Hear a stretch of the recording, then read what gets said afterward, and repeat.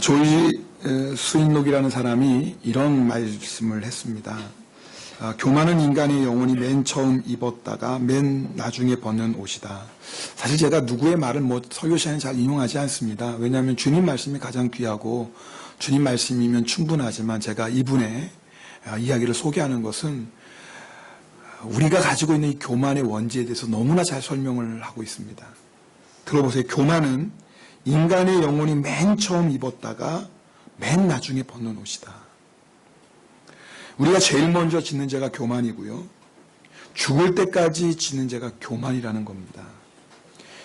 왜요? 죄의 뿌리가 바로 교만입니다. 하하가 뱀의 유혹에 빠져 선악과를 먹고 말았습니다. 왜요? 하나님처럼 되고자 했어요. 교만은요, 끝없이 자기를 높입니다. 자기를 높이고 높여서 누구의 자리까지? 하나님의 자리까지 가는 것이 교만입니다. 자기가 죄인인 것을 인정하고 자기의 죄를 회개하고 예수님을 영접하면 구원받습니다. 할렐루야. 쉬워요, 어려워요? 쉬워요. 이것처럼 쉬운 게 어디 있어요? 아니, 돈을 달라는 것도 아니고요.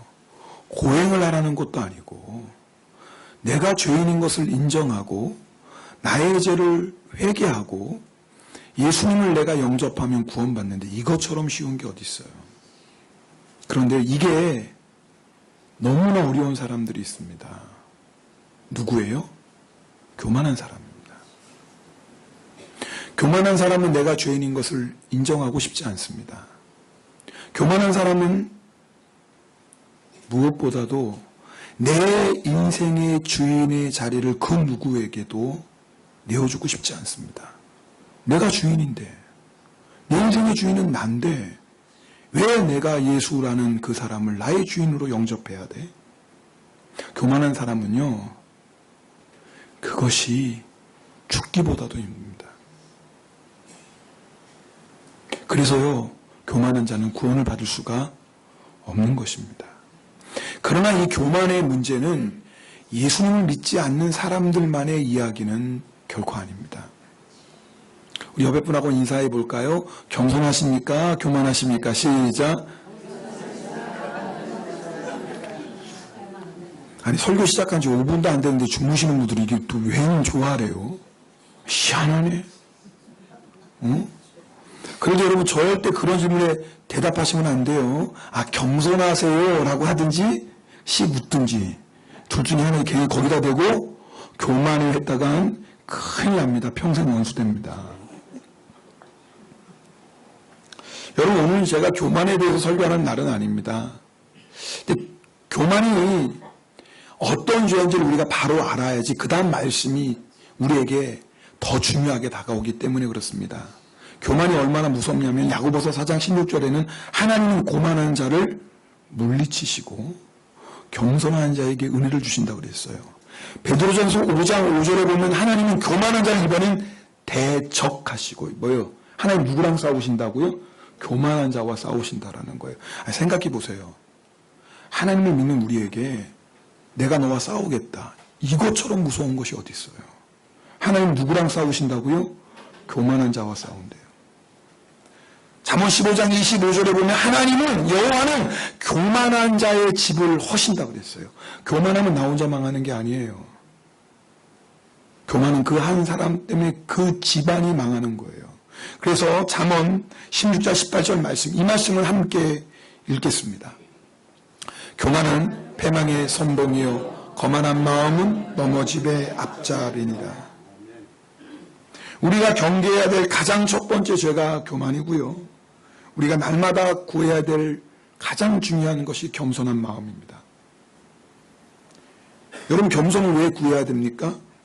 우리 안에는 겸손이 없기 때문에 그렇습니다. 여러분, 교만은 우리가 가지고 있는 원죄입니다. 태어날 때부터 가지고 있는 죄가 교만입니다. 여러분 다 경험하지 않습니까? 우리 자녀들 키울 때 다 경험하지 않습니까? 1살, 2살 넘어가면 얼마나 고집을 부려요, 자기가 맞다고. 그 죄가 뭐예요? 교만이에요. 마태복음 11장 29절 말씀도 함께 읽겠습니다. 나는 마음이 온유하고 겸손하니 나의 멍에를 메고 내게 배우라. 그리하면 너희 마음이 쉼을 얻으니. 여러분, 우리가 어떻게 겸손해지냐면 온유하고 겸손하신 예수님과 함께 멍에 매는 겁니다. 예수님과 함께 멍에 맨다는 건 뭐예요? 예수님과 함께 십자가에 못 박히는 거예요. 나는 죽고 예수님으로 사는 거예요. 근데 그것으로 끝나는 게 아니에요. 내게 배워라. 배우라는 말씀은 뭐예요? 내가 한 것처럼 너희도 해라. 그 말씀이 어렵지 않아요. 배우라는 건 지식의 공부를 얘기하는 거 아니에요. 배우라는 말씀은 내가 이렇게 했으니까 너희도 이렇게 해야 된다. 그 말씀이에요. 자, 오늘 우리가 읽은 말씀이 바로 그 말씀이네요. 지난주에 예수님께서 제자들의 발을 씻겨주신 말씀을 나눴습니다. 그것의 영적인 의미는 예수의 피로 우리의 모든 죄를 깨끗하게 씻어주는 것입니다. 그러나 동시에 그것은 예수님께서 제자들에게 친히 섬기신 것입니다. 자, 그러면 예수님께서 제자들의 발을 씻기신 그 섬김의 의미가 무엇일까요? 오늘 본문 14절 15절에 분명히 예수님께서 말씀하고 계십니다. 함께 읽겠습니다. 내가 주와 또는 선생이 되어 너희 발을 씻었으니 너희도 서로 발을 씻어주는 것이 옳으니라. 내가 너희에게 행한 것 같이 너희도 행하게 하려 하여 본을 보였노라. 예수님께서 제자들의 발을 씻어주신 것은 섬김의 의미입니다. 그러나 그것에서 끝나는 것이 아닙니다. 내가 너희의 발을 씻긴 것처럼 저를 보세요. 다 저를 보세요. 너희도 그렇게 해야 된다라는 거예요. 저도 여러분도. 오늘 이 말씀에서 예외될 사람은 아무도 없습니다. 만약에 여러분이 예수님을 주님으로 믿고 고백한다면 이 말씀은 예수님께서 누구에게 하신 말씀? 나에게 하신 말씀이에요. 오늘 이 시간 이 말씀에서 죄될 사람은 저를 포함해서 아무도 없다 그 말입니다. 내가 이렇게 너희의 발을 씻은 것은 너희도 그렇게 행하라는 것이라는 거예요. 여러분, 우리가 예수님처럼 섬기기 위해서는 반드시 예수님이 가지셨던 종의 마음을 가져야 됩니다. 예수님은 선생이십니다. 예수님은 주님이십니다. 그렇기 때문에 제자들의 발을 씻겨서는 안 돼요. 씻길 수도 없어요. 그럼에도 불구하고 예수님이 제자들의 발을 씻기신 것은 예수님 안에 종의 마음이 있었기 때문입니다. 빌립보서 2장 6절 7절 말씀, 그는 근본 하나님과 동체시나 하나님과 동등됨을 여길 것으로 여기지 아니하시고 뭐예요? 자기를 비워 종의 형체를 가지셨다 그랬어요. 예수님은 주님이시지만 종의 마음을 가지셨어요. 우리는 예수님의 종입니다. 당연히 무슨 마음 가져야 돼요? 종의 마음을 가져야 돼요. 근데 참 이상하죠? 주인 되시는 예수님은 종의 마음을 가지셨는데 종이 우리가 자꾸 주인의 마음을 가지려고 그래요. 넌센스입니다. 여러분, 교만이 무엇입니까? 종이 종의 마음을 갖지 않고 종이 주인의 마음을 갖는 것, 그것이 교만이에요. 여러분, 우리가 왜 시험에 듭니까? 교만하기 때문에 그렇습니다. 여러분, 우리가 종의 마음을 가지고 신앙생활하면 시험 들 게 아무것도 없어요. 자, 예를 들면 오늘 이 찬양팀이 너무 은혜롭게 찬송했습니다. 오늘 성가대가 너무 은혜로운 찬양을 했습니다. 근데 들으면서 야, 오늘 뭐 찬양팀 찬양 왜 저러냐? 연습도 안 하고 기도 부족이야. 야, 성가대 오늘 화음이 저게 뭐야? 성가대 맞아? 여러분, 제가 아주 단적인 유치하지만 그냥 예를 들어보는 거예요. 여러분, 우리에게 그런 판단할 권리가 있습니까? 우리는 지금 종으로 이 자리에 와 있는 거예요. 하나님의 자녀, 구원받은 하나님의 백성으로 예배하러 나온 거예요. 만약에 그렇게 판단하실 분이 있다면 누구예요? 그분은? 하나님이 그렇게 판단하실 것이에요. 우리는 단지 나 같은 죄인을 구워주시고 나 같은 죄인을 이 예배의 자리로 불러주셔서 주님을 찬양하게 하시고 주님께 기도하게 하시고 주의 말씀을 들을 수 있는 것만도 감사합니다. 여러분, 정말입니까? 이게 종의 마음, 이런 마음 가지고 예배의 자리에 앉아있으면 은혜 못 받을 게 어디 있어요?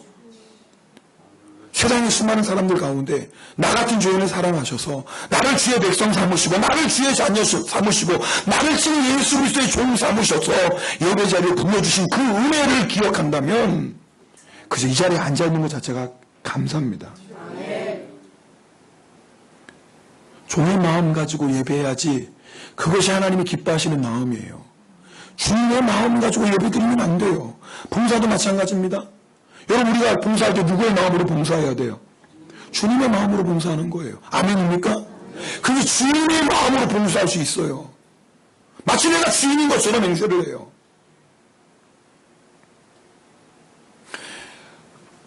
우리 김정희 집사님이 파워포인트를 하십니다. 사실 이 사역이 제일 힘든 사역 중에 하나입니다. 왜냐하면 잘하면 당연한 거고 실수하면 왜 저래? 글씨가 왜 틀렸어? 이런 사역, 너무나 뒤에 그냥 확 뛰는 사역이에요. 사실 시간도 많이 걸리고 정성도 많이 걸리지만 조금만 잘못하면 티나는 게 이 사역이에요. 근데 저는 성격상 뭔가 틀린 게 있으면은 이게 마음이 불편해요. 이거 어쩔 수 없지. 성격인데 뭘 어떻게 하겠어요. 그거 여러분 이해해 주세요. 그래요. 그런데 여러분, 제가 그런 인간적인 마음도 들지만 그러나 한 번도 집사님한테 그런 마음 가진 적이 없는 것 같아요. 몰라요. 혹시 내가 무의식적인 그런 마음 가질 수도 있으니까 맹세는 못해요. 나도 모르고 그런 마음. 그러나 저는 감사한 마음이 더 많습니다. 집사님도 종으로 주님을 섬기는 거고 저도 종으로 주님을 섬기는 거예요. 근데 제가 종인 주제에 마치 주인인 것처럼 집사님한테 집사님 이거 왜 이래요? 이거 왜 틀렸어요? 하시려면 똑바로 하셔야죠. 이게 교만이라는 거예요. 종이 종의 자리를 지켜야지 겸손이지 종이 어떻게 주인 노릇을 합니까? 근데 우리가 교회 봉사를 하면서도 주인 노릇하며 봉사할 수 있다니까요. 여러분, 오늘 우리에게 필요한 것이 종의 마음입니다.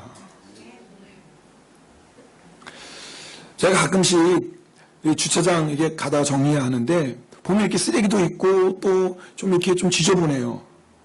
그럼 제 마음 안에 좀 이거 누가 좀 쓸지. 이거 여러 사람이 볼 거 아닙니까, 주차장. 근데 주님은 그때마다 항상 하시는 말씀이 있어요.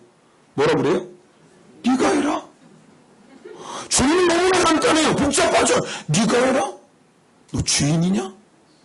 너 종이야. 네가 해.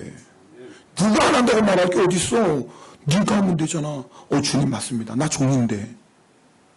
내가 이 종의 신분을 잃어버리고 또 나도 모르게 뭐 하려고 지금 주인 노릇하려고 그래요. 여러분, 우리 신앙생활 한번 잘 점검해 보세요. 예배드리는 순간조차도 종의 마음이 아니라 주인의 마음으로 앉아있고 봉사하면서도 주인의 마음 가지고 봉사하려고 하니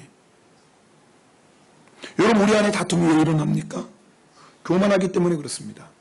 여러분, 누가복음 22장에도 예수님과 제자들의 최후의 만찬을 기록하고 있습니다.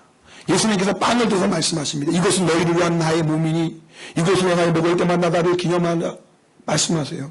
잔을 가지고 말씀하세요. 이것은 너희를 위한 나의 피니 이것을 행하여 마실 때마다 나를 기념하라. 여러분, 예수님께서는 이 만찬이 이 세상에서 제자들과 최후의 만찬인 것을 말씀하셨고 이 만찬이 끝나면 뭘 받으세요? 고난 받으실 것을 말씀하셨어요. 그런데 여러분, 그 만찬 자리에서 제자들이 뭐 하는 줄 아세요? 이건 한번 직접 읽어봅시다. 누가복음 22장 24절 말씀 같이 있습니다. 시작. 야, 세상에요. 지금 예수님이 이 떡을 가지고 이것은 내 몸이다. 자네가 이건 내 피다. 내가 이것이 너희와 함께하는 마지막 만찬이다. 이후에 나는 고난받는 이렇게 말씀하셨는데 지금 제자들 뭐하고 있어요 지금? 야, 저 같으면 죄송합니다. 밥상 없습니다. 이것들이 3년 동안이나 가르쳤는데 또 누가 싸워 이것들이. 죄송합니다. 제가 아직도 이런 사람입니다. 참 죄인이죠. 근데 그때 예수님 뭐 하신 줄 아십니까? 자리에서 일어나서 겉옷을 벗고 수건을 허리에 두르시고 대야에 물을 뜨시고 누가 크냐고 지금 다투고 있는 제자들 앞에 무릎을 꿇고 발을 씻어주세요. 저는 그 예수님의 모습 앞에 너무나 부끄러워요. 소리칠 줄은 알지, 화낼 줄은 알지, 예수님처럼 아무 말씀 안 하시고 누가 크냐고 다투는 그 제자들 앞에서 겉옷을 벗고 수건을 두르고 대야에 물을 떠서 발을 씻기는 예수님. 저는 그 예수님 앞에 너무나 부끄러운 거예요. 주님, 나도 이렇게 살아야 되는데, 주님이 이렇게 살라고 나를 불러주셨는데. 그러나 여러분, 제가 갖는 이 마음, 저만 가져서는 안 될 마음 아닌 거 아닙니까? 이 마음 누구도 가지셔야 돼요. 여러분도 가지셔야 되는 거 아닙니까?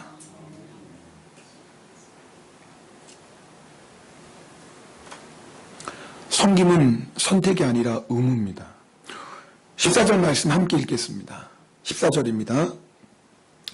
내가 주와 또는 선생이 되어 너희의 발을 씻었으니 너희도 서로 발을 씻어주는 것이 옳으니. 여기서요, 옳으니라는 이 단어 원래 원어는 오페리오라는 뜻이에요. 이게 뭐냐면 빚을 지다, 마땅히 해야 된다라는 뜻이에요. 자, 무슨 말이냐면 예수님께서 우리의 발을 씻기셨어요. 언제 예수님 내 발을 씻겨줘요? 이런 사람은 진짜 간첩인 거예요. 지난주에 말씀 나눴잖아요. 예수님 우리의 발 씻겨서 안 씻겼어요. 어떻게 해요? 예수의 보혈피로 우리 씻어주셨잖아요. 그러니까 예수님을 믿는 자는 이미 다 예수님께서 씻어주셨어요. 우리가 날마다 죄질 때마다 뭐예요 지금? 발을 씻는 회개요. 누가 씻어주시는 거예요? 내가 씻는 거예요? 천만에요. 누가 씻어주시는 거예요? 예수님께서 그 피 묻은 손으로 주의 보혈피로 우리의 발을 씻어주시는 거예요. 매일매일 주님께서 우리 씻어주시고 계세요. 자, 주님이 그렇게 우리를 씻어주신다면 이제 우리가 해야 될 일이 뭐예요? 너희도 그렇게 씻어줘야 된다. 뭐예요? 너희도 그렇게 뭐 해야 된다? 섬겨야 된다. 이건 이제 선택이 아니에요. 의무가 뭔지 아시죠? 내 기분 따라 했다 안 했다 이거는 의무 아니에요. 상황 따라 형편 따라 하다 말다 하는 거는 이거 의무가. 의무는 뭐예요? 내 기분과 상관없이, 내 형편과 상관없이, 내 상황과 상관없이 반드시 해야 될 거. 그게 뭐예요? 그게 의무예요. 주님께서 옳으니라는 건 뭐예요? 너희는 나에게 비쳤어. 나의 생명으로 너희를 씻어줬어. 그랬다면 너희도 그렇게 해야 돼. 그것이 너희가 일평생 갚아야 될 빚이야. 근데 문제는 뭐냐면요. 잘 들어보세요.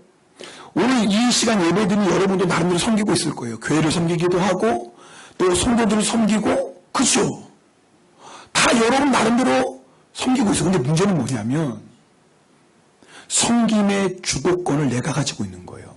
사실 오늘 설교 제목은요, 섬김의 복이 있어 이거지만 사실 원래 정말 정하고 싶은 제목은 섬김의 주도권이 누구에게 있냐 그 말이에요. 어려운 말이 아니에요. 주도권이 뭐예요? 말 그대로 주인이 가지고 있는 권리예요. 우리는 종입니다. 자, 그렇다면은 우리에게 섬겨라고 명령하시는 분은 누구예요? 주님이시고, 주님이 이렇게 섬기라고 명령하시고 우리는 뭐만 할 수 있어요? 순종만 해야 돼요. 근데 주도권을 우리가 갖고 있다는 말은, 주님, 저 못하겠는데요. 주님, 제가 지금 그럴 기분이 아니에요. 주님, 제가 주일날 와서 예배 드리는 것만도 감사한 줄 아세요. 지금 좀 무시하게 복잡합니다. 거기다가 뭐 섬겨야 된다 그런 말 하지도 마세요. 누가 주인이고 누가 종인지를 모르겠어요. 섬김의 주도권을 자기가 가지고 있어요. 자, 섬길 때에도 주님이 이거 해라 그러면 우리는 뭐 하면 돼요? 아멘. 근데 우리는 주님, 저건 어려워서 못해요.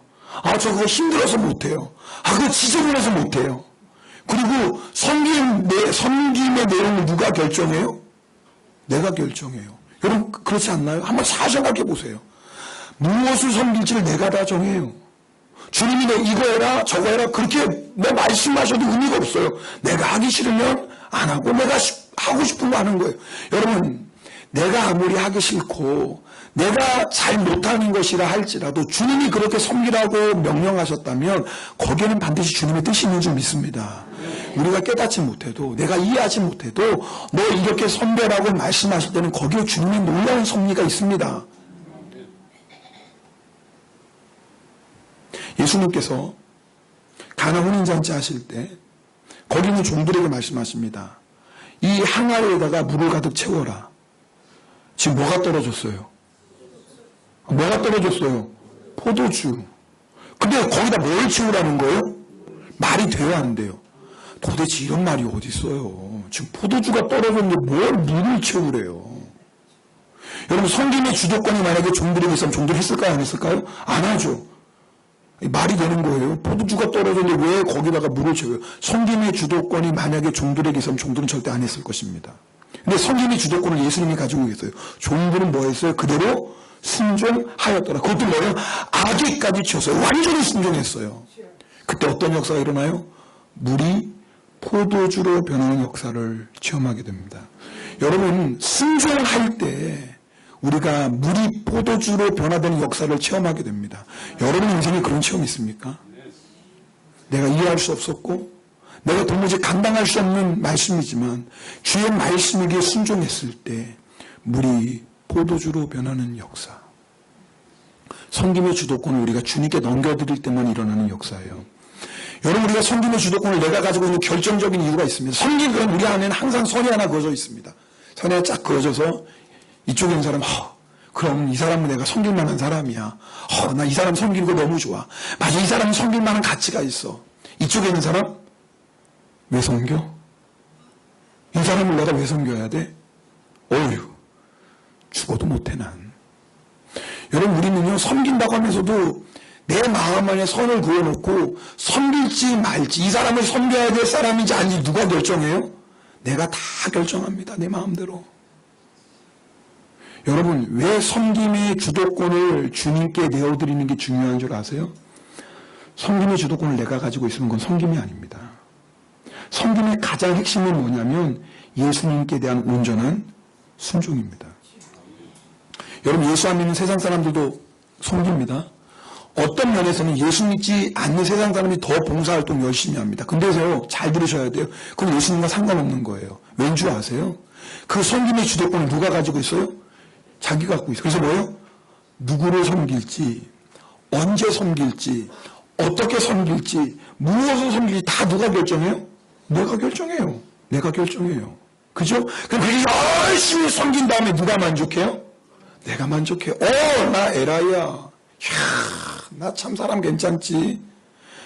말로는 안 할지 못하고 자기 안에는 자기 힘으로 충만합니다. 어떻게 그런 섬김이 주님이 기뻐 받으시는 섬김이겠어요? 그러면 잘 생각해 보세요. 여러분, 우리가 교회 안에서 섬길 때 이런 마음 없나요? 내가 섬기는 거야. 무엇을 섬길지, 누구를 섬길지, 어떻게 섬길지 다 누가 결정해요? 내가 결정해요. 그리고 내가 열심히 섬겨요. 그리고 뭐예요? 그 영광 누가 받아요? 내가 받아요. 여러분, 너무나 무서운 건요, 그것은 섬김이 아니에요. 오히려 그것은 주님 앞에 자기 이가 됩니다. 여러분, 우리가 교회를 열심히 할 때 항상 조심해야 될 게 있어요. 섬김의 주도권을 누가 가지고 있느냐. 여러분, 오늘 말씀은요, 좀 어려운 말씀일 수도 있지만 너무나 중요한 거예요. 이거 놓치시면 안 돼요.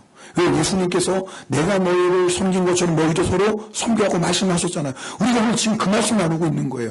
우리가 예수님처럼 섬기려면 방법은 하나밖에 없어요. 섬김의 주도권을 누구에게 드려야 돼요? 주님께 우선 드리셔야 돼요. 여러분, 섬김의 주도권 주님께 드리셨어요? 자기가 알아요. 내 열심으로 섬기는지 주님의 마음으로 섬기는지. 결정적인, 자기가 지금 주님의 마음으로 섬기는지 아니면 내가 주인 되어 섬기는지 결정적으로 알 수 있는 것이 있습니다. 내 마음의 평안입니다. 섬길수록, 주도권을 주님께 내어드리고 섬길 사람은 섬길수록 마음이 뭐가 넘쳐요? 평강이 넘치. 왜요? 내 멍에를 메고 내게 배워라. 그리하면 너희 마음이 쉼을 얻으리니. 그래서요, 주님께 주도권을 내고 섬기는 사람은 너무너무 행복해요. 누가 알아주지 않으면 어때? 누가 무시하면 어때? 누가 욕하면 어때? 그게 무슨 상관이에요? 지금 나는 주님 말씀에 순종해서 주님을 섬겼는데 마음이 뭐예요? 천국이에요. 그것이 주님께 주도권을 넘긴 자예요. 근데 내가 주도권을 갖고 있으면 섬기면서도 마음이 불편해요. 섬기면서도 마음이 안 들어요. 섬기면서도 뭐예요? 시험에 들어요. 나만 시험에 드나요? 다른 사람도 시험에 들게 하죠. 문제가 뭐죠? 섬김의 주도권이 누구에게 있냐 그 말이에요. 옆에 분하고 인사하겠습니다. 섬김의 주도권 주님께 넘기셨나요? 시작.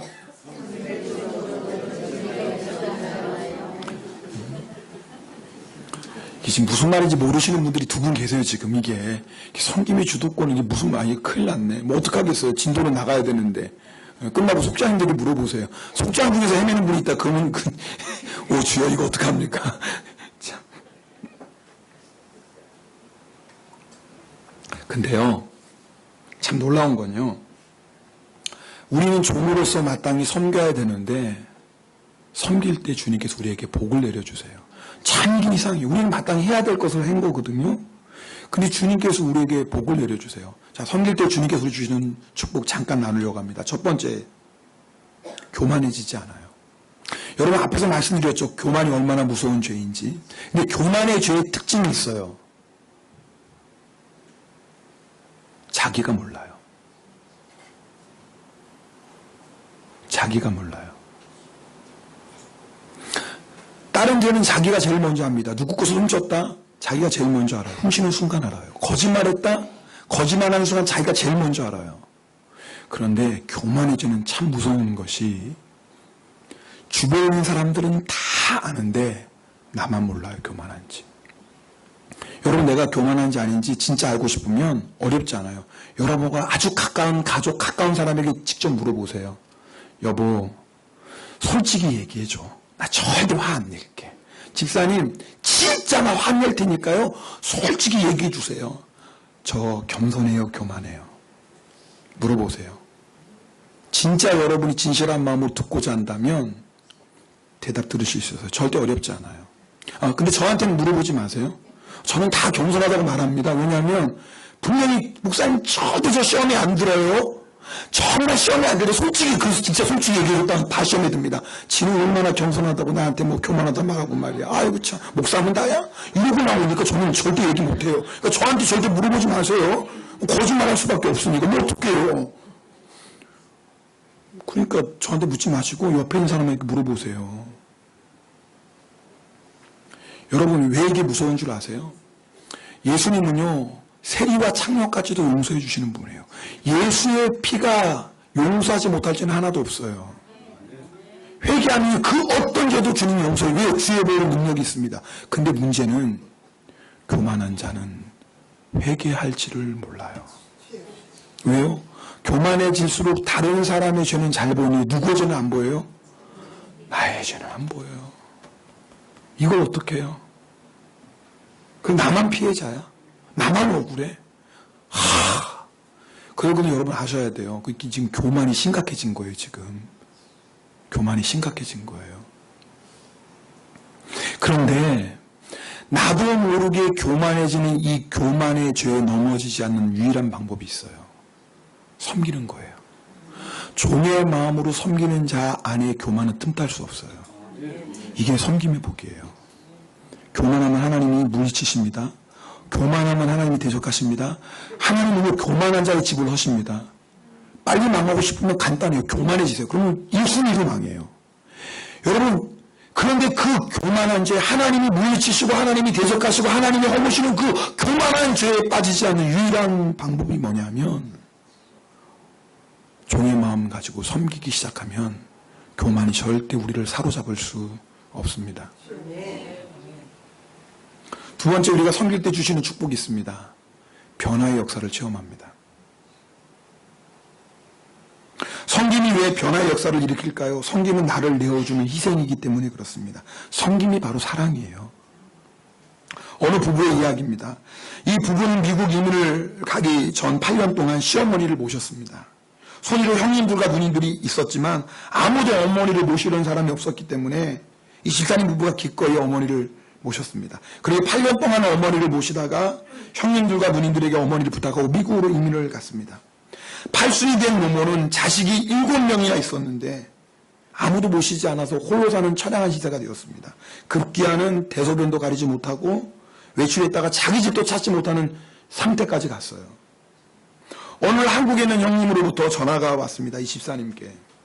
어머님을 더 이상 홀로 방치할 수 없어 양로원으로 보내기로 결정했으니 보증금 2,500만 원 보내라는 거예요. 그러면 자기들이 매월 들어가는 경비 50만 원 부담하겠다라는 거예요. 사실 형님들도 누님들도 넉넉하게 살거든요. 근데 8년 동안이나 어머니 모셨는데 전화해서 보증금 2,500만 원 내라. 마음이 좋아요 안 좋아요? 불편하죠. 물론 지금은 이제 연세 드신 분들 양로원 가는 것이 흠이 안 되고, 뭐 지금도 한국도 이제 그런 문화가 됐지만, 여러분 한번 5년 전, 10년 전만 가보세요.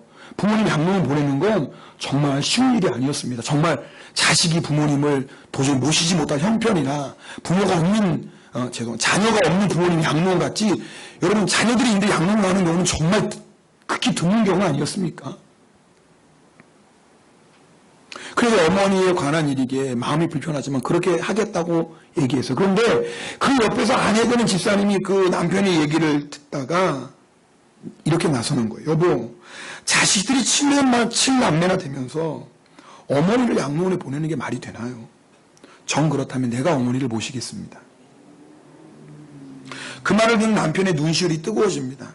세상에 자기 어머니를 모시겠다는 며느리가 어디 있겠습니까? 그것도 8년 동안이나 했는데 남편이 말합니다. 여보 정말 고맙소. 그러나 다시 한번 심각하게 생각해 보시오. 이번에 어머니를 모셔온다면 어머니 돌아가실 때까지 당신이 그 십자가 져야 하고. 왜요? 8년 동안 어머니를 모시는 건 어머니의 강한 성격 때문에 자기 아내가 얼마나 육체적으로 정신적으로 고생했는지 자기가 직접 봤거든요. 근데 또 자기가 모시겠다고 하니 남편이 고마우면서도 아내가 너무나 안타깝고 안쓰러운 거예요. 그때 아내가 하는 말이 여보 세상에는 심각하게 생각할 일이 있는가 하면 무조건 해야 할 일이 있습니다. 한 분밖에 안 계신 어머님 양로원 가게 생겼는데 뭘 심각하게 생각합니까? 무조건 모셔야죠. 제가 끝까지 십자가 지겠습니다. 남편이 감격의 눈물을 흘리며 어머니를 모셔옵니다. 여러분 이 얘기가 얼마나 어려운 얘기인지 며느리분들 다 아시죠? 아멘 안 하는 사람은 아주 그냥 새침대기네. 좀 아니구나. 아니 죄송합니다.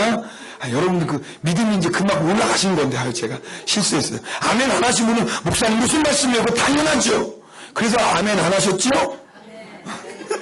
시어머니 없는 사람만 아멘을 크게 지금 이 혹시 사람 아멘 하잖아요. 왜 안 계십니까?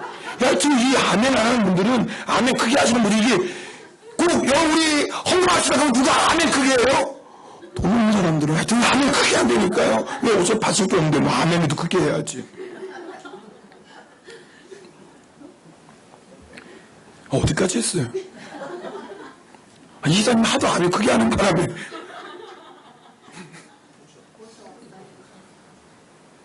모셔왔어. 모셔왔어요.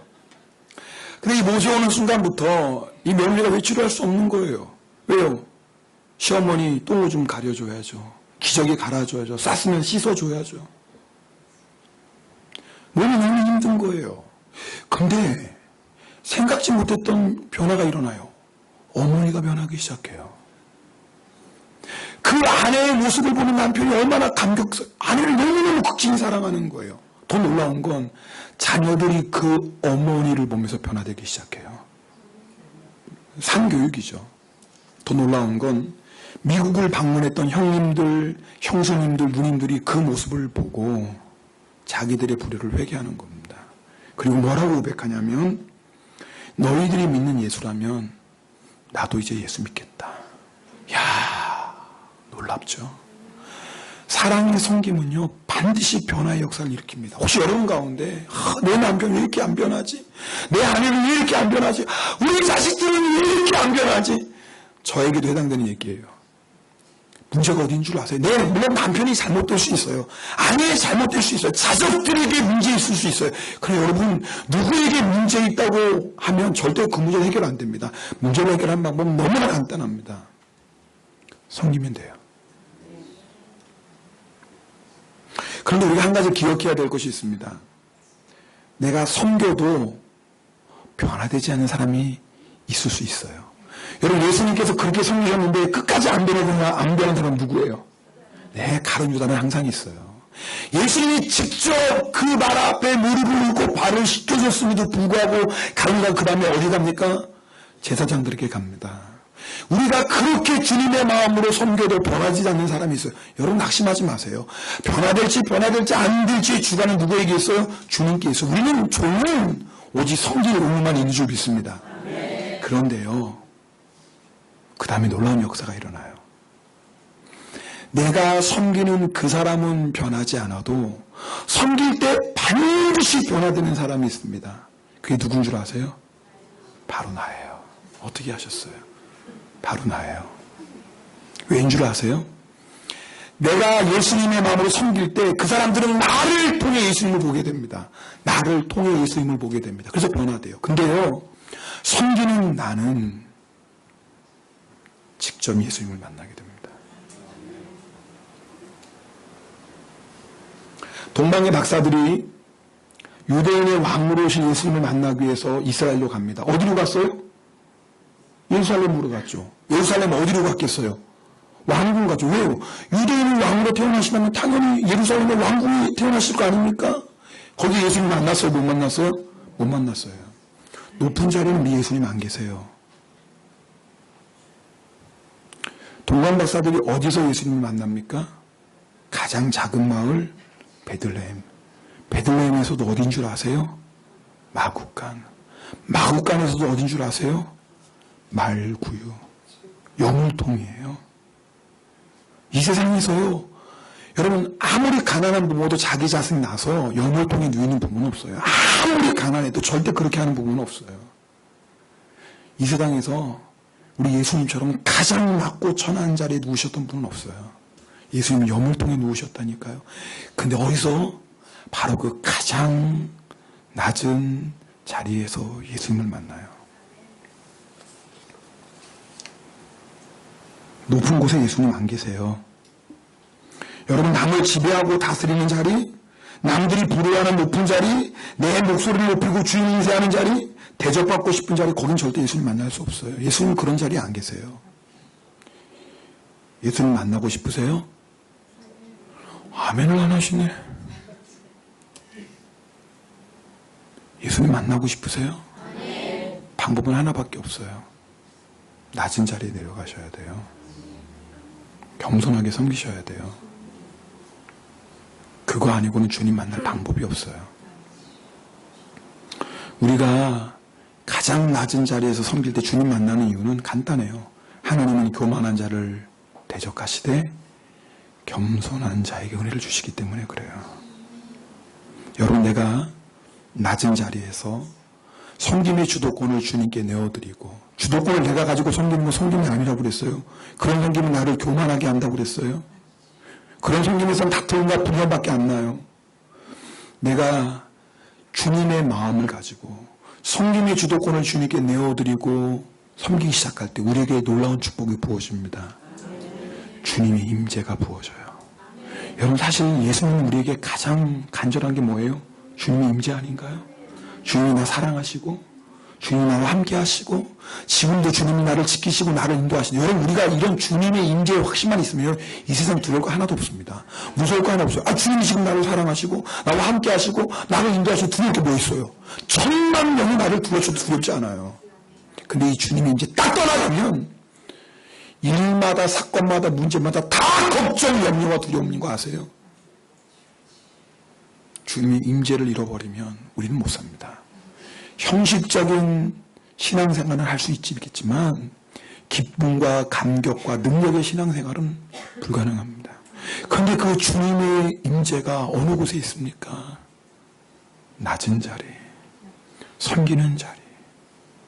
여러분, 이보다 더 큰 복이 어디 있어요? 그런데 자꾸 우리는 섬김 받으려고 그래요. 자꾸 높은 자리를 원해요. 자꾸 대접받으려고 그래요. 17절 말씀 함께 읽겠습니다. 17절입니다. 너희가 이것을 알고. 여러분, 오늘 사실 제가 전한 말씀 모르시는 분 처음 들어보신 계세요? 없어요. 섬겨야 되는 거, 섬기는 자가 복 받는 거 오늘 처음 들어보신 분 아무도 없어요. 뭐 교회 처음 나오신 분 아닌 봐야 다 들었어요. 근데 문제는 뭐냐면 알긴 아는데 우리가 뭐예요? 지금 오늘 이 말씀 들었잖아요. 이 말씀 들었으면 아니 오늘 하루만이라도 좀 순종해야지. 이 말씀 듣고 집에 가서 싸우네? 그러면 안 되잖아. 여러분, 행하는 자가 복이 있는 거예요. 그럼 목사님, 내가 누구 섬겨야죠? 어렵지 않아요. 옆에 있는 사람 보세요. 자, 옆에 있는 사람 보세요. 자, 앞에 있는 사람 보세요. 그 사람이에요. 그 사람. 있어. 아유, 안 볼 걸. 저것을 내가 섬겨야 돼? 아유, 아니에요. 뭐 어떡하겠어요. 굉장히 좋아하시는 분이 몇 분 계세요. 여러분, 참새 한 마리도 주님의 뜻이 아니면 떨어지지 않습니다. 여러분, 우리가 이렇게 함께 만나서 신앙생활하는 게 우연일까요? 천만에요. 하나님이 섬기라고 보내주신 거예요. 목사님, 이런 사람을 섬겨요. 그럼 내가 주님을 만난다니까요. 내가. 특별히 여러분이 오늘 말씀을 듣다가 떠오르는 사람들이 있을 거예요. 어떤 분들은 오늘 이 말씀 들을 때 떠오른 사람, 그 사람이 바로 여러분이 당장 섬겨야 될 사람입니다. 어떻게 섬겨요? 섬길 때 문제는 왜요? 목사님, 저도 섬길 만큼 섬겼어요. 저도 할 만큼 했다고요? 근데 안 되는 걸 어떻게 해요? 제가 물어볼게요. 진짜 할 만큼 했다고요? 아니요. 거짓말이에요. 여러분, 우리가 섬길 때 어디까지 가야 되는 줄 아세요? 어디까지? 이거 마시시는 분은 밥 2그릇 먹어야 돼요. 어디까지 가야 되는 줄 아세요? 죽기까지. 왜 그런 줄 아세요? 예수님은 죽기까지 우리를 섬기셨어요. 여러분이 섬길 만큼 섬겼다는 건 내가 죽었다라는 거예요. 거기까지 섬기셔야 돼요. 언제부터요? 내일부터? 그 사람은 땡이야, 땡. 왜냐하면 오늘 지금 이 말씀 듣고 지금 섬길까 말까지 왔다 갔다 하면 내일 가봐요. 그렇지, 내가 어제는 정신이 약간 왔다 갔다 하고 목사님 설교도 왠지 가슴이 찡해서 섬겨서 내가 미쳤지, 내가 왜 섬겨, 내가 손해보는데 어휴. 제정신이 들어오잖아요. 우리는 시간 지나면. 근데 그게 제정신이 아닌 거예요. 그 제정신이 아니라 사실은요, 육신의 생각에 사로잡히는 거예요. 지금부터 섬기셔야 돼요. 뒤로 미루시면 안 돼요. 오늘부터, 지금부터. 여러분이 결단합시다. 사실은 제가 여러분 가운데 가장 먼저 이 말씀에 순종해야 되는 저예요. 왜요? 제가 자꾸 저도 모르게 주인 행사하려고 하거든요. 목사라는 이유 때문에. 마치 내가 이 교회 주인인 양. 사실 이 말씀을 들어야 될 가장 첫 번째 말씀은 저예요. 그리고 중직들 잘 들으셔야 돼요. 우리 권사님들. 권사님들 잘 들으셔야 돼요. 잘못하면 내가 주인 노릇해요. 두 번째로 위험한 분들이 권사님들이에요. 세 번째, 내 마음대로 교회 열심히 한다는 사람 정말 잘 들어야 돼요. 가장 빠지기 쉬운 미혹이기 때문에 그렇습니다. 섬기면서도 섬김의 주도권을 내가 가지고 있는, 오늘 저부터 들어야 될 말씀이고 이 자리에 우리 모두가 들어야 될 말씀 아닐까요? 우리 기도하겠습니다. 우리 어찌하여야, 우리 그 찬송 참 오늘 찬양팀 은혜롭게 불러주셨는데요. 우리 찬송 같이 들으십시다. 이 찬송에 오늘 메시지가 다 들어간 것 같아요. 여러분, 어찌하여 그 은혜 다 갚습니까? 어떻게 갚을 수 있어요? 네, 주님이 우리를 섬긴 것처럼 우리 섬기는 거예요. 네, 그것이 그 은혜와 사랑을 갚는 유일한 방법이에요. 우리 결단할 마음으로 이 찬송 함께 드리겠습니다. 네. 우리 정말 결단하는 마음, 기도하는 마음으로 찬양합시다. 어찌하여야 그 크신 은혜 갚으리 무슨 말로써 그 사랑 참 감사하리요. 하늘에 천군 천사라도 나의 마음 모르리라. 나 이제 새 소망이 있음을